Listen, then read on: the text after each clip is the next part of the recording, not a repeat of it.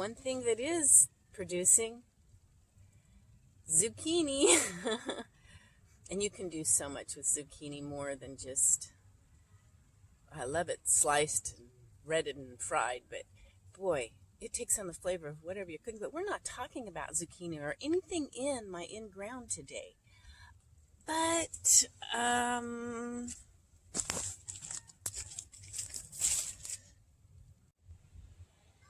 it is related, though, kind of a cousin to the marshmallow plant.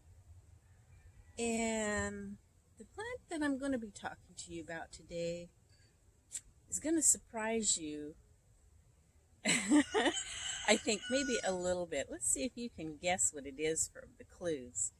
But I talked about the marshmallow on August 10th. I put that video up all about the marshmallow plant. But some of you may say, but Miss Gail, I can't grow marshmallow plant because all I have is pots. I don't have an in-ground garden area. Well, okay, I've never tried growing marshmallow in a pot. It might be, I think it probably would do the best in the ground. So let's see if we can find something else that might come close to that, but not really, it won't really be that. Maybe it can do some other things that you need too. We'll see. Okay, now, it's not a hibiscus plant that I'm going to be talking about, and I wish this was in bloom. It's got some buds on here, but if you remember the great big yellow ones with a little bit of red in the middle, it was my hibiscus I've shown if you've seen some of my other videos. Beautiful, absolutely beautiful plant, and a lot of people like to take the flowers and make tea from it.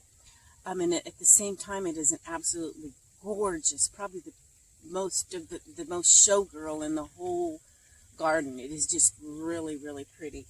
Mine is struggling. It's okay, but it really needs to be in a tropical type climate.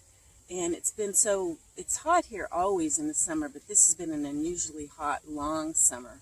So it's there. It's doing okay, but it could do better. And you might say, well, I can't have a marshmallow that we were talking about earlier. And you say, and Miss Gail, excuse me, you have a lot of smoke here from the fires. But anyway, you might say, Miss Gail, I just don't have the climate to grow a hibiscus plant. I would love to have a beautiful plant that I could also make tea from, and that would also have mucilage, so it would be good for my tummy. Maybe you have like diverticulitis or IBS or a stomach ulcer or something. So I need things that are really gentle on my stomach, but I can't grow marshmallow. I don't have an in-ground. I can't grow hibiscus. I just can't grow these things. I just don't have the climate or the way. I guess I'm just out of luck, Miss Gail. You're just showing the wrong plants for me. Well, wait. Hold on. Just watch me for a while in the garden and see if you can guess which plant will fit both of those needs for you, and that you don't really need that special of a climate. I mean, you probably can't grow it at the North Pole, I'm sure, but you know what I mean. It's maybe a little easier to grow. It's beautiful, and it has all these benefits of the two type of plants that you can't grow. Follow me in the garden for a little while and see if you can guess which one.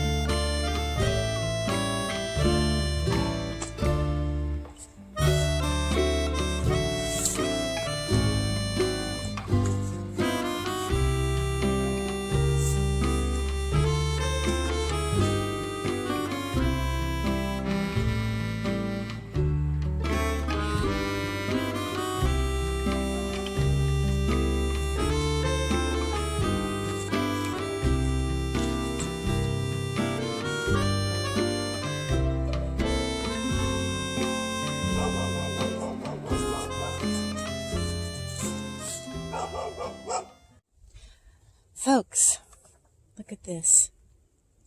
It's the Rose of Sharon. I've been showing those that are following along when I walk by the blossoms and everything.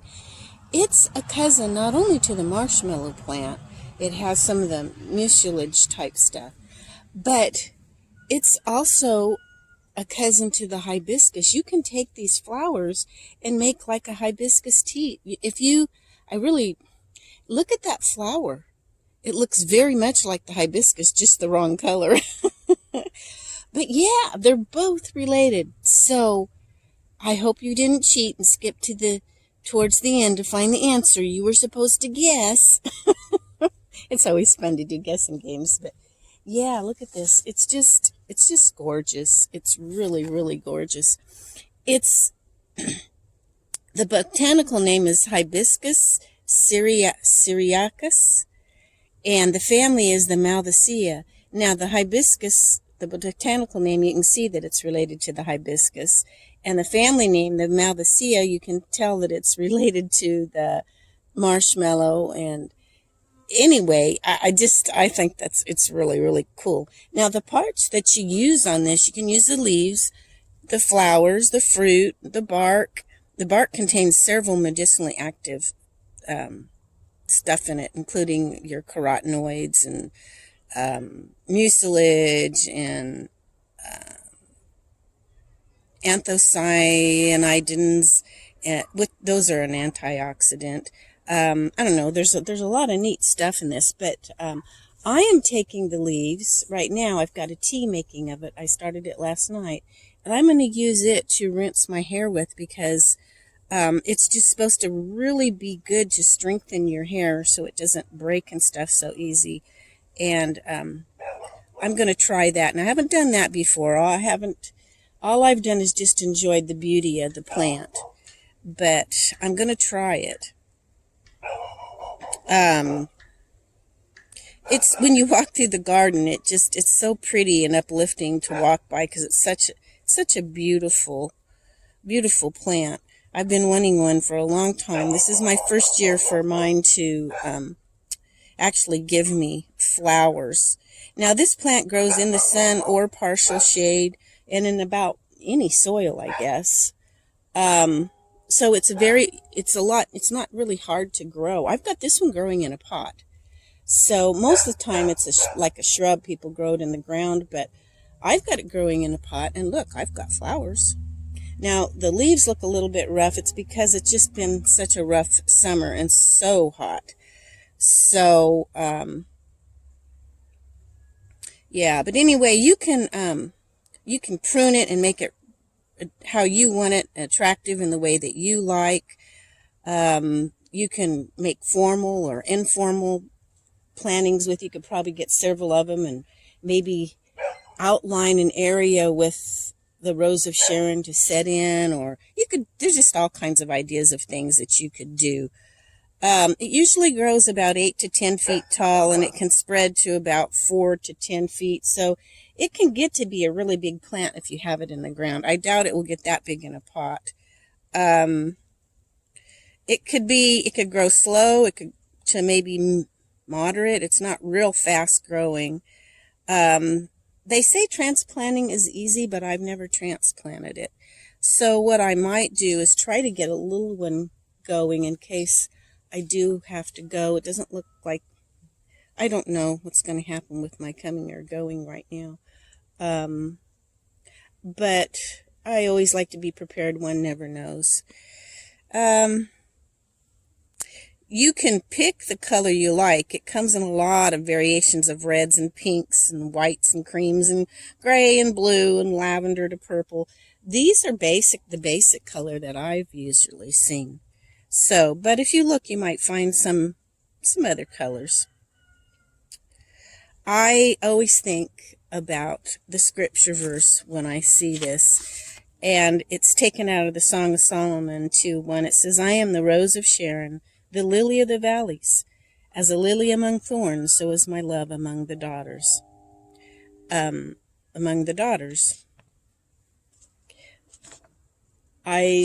Jesus is our Rose of Sharon. And when I walk by, I always think about that. So, I don't know, I just thought that's kind of neat. Hibiscus, which is the first of its botanical name, is from an old Greek and Latin, from a large mallow. Remember the marshmallow? The mallow. Also, there's the wild mallow plants. So it's a type of a large mallow. And back to our hibiscus. It's also a cousin.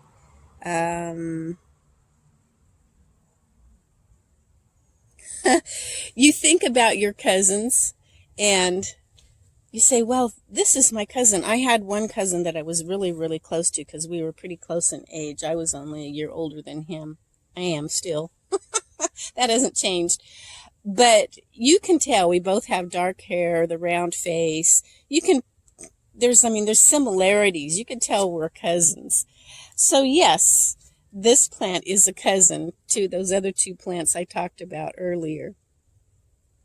Okay. There's a lot of plants actually that are cousins. Okra and hollyhock and cotton. In South Korea, it's known as the Korean rose. So that's kind of cool. It attracts a lot of pollinators, like your honeybees and bumblebees. It also attracts hummingbirds. They all like its pretty flowers. And now, let's see. You could eat the leaves too. You don't just have to make a tea like I'm doing for my hair. And the blossoms and bark contain vitamin C and antioxidants. Now, if you do eat the young leaves, you want to eat the young ones because the older ones get pretty tough. So, the young leaves have a mild flavor, but the flowers, you could eat them raw or cooked. It has a mild flavor with the mucilaginous texture. Okay, which is more so than the leaves do. So your flowers would probably be the part I would think that would be the best for the tummy. A lot of people like to use the flowers and the leaves as the conditioner for the hair, which I've got some tea making with that. And since my flowers have kind of opened this morning, I may pick those and run and put them in with my leaves, and both should really do well because it's supposed to make the hair and the roots stronger and shinier. It's got amino acids that nourish your hair and strengthen the roots of it and make your hair look pretty. Did you know too, I think it's kind of cool, they used to make a blue dye. I don't know if anybody does anymore, but you could make a dye from the flowers. I'm wondering if these particular flowers would make such a blue dye. It may turn blue. I don't know. That's one thing I've not done, but you can do that. And if you want to know more about the mucilage and how good it is, just look up any of the mallow family, and you'll see all the things that can be good to help heal burns and wounds and ulcers and inflammation and irritation. And the flowers, they're a diuretic, though, kind of make you go pee and other things. Some people use it for dizziness and bloody stools and gas. So it's supposed to help that kind of stuff too. If you have a lot of problems, maybe this is another plant that would give you another option from maybe some of the things that you're using. You could think about it. It's up to you. I'm just giving you, I'm not a doctor or I'm not even a nurse. I've just sharing what I know about the plants and also from my own experiences and also what I've read from others. It's kind of the mucilaginous substances that are in it, they break down in your bowel and they become a prebiotic, meaning they feed the good gut flora that you have. So it helps to have good gut health. And it's soothing. So with all the junk stuff around, this is a good one. It's not only beautiful outside to look at, but it's beautiful on the inside. It's anti-cholesterol. It's anti-constipation. It's anti-diabetic. You need to eat foods that are rich in fiber to help stabilize your blood sugar levels. So if you eat the leaves and stuff somehow, I'm not going to eat them right now. I'm making a tea for my hair, but any food you eat with fiber is going to help with that.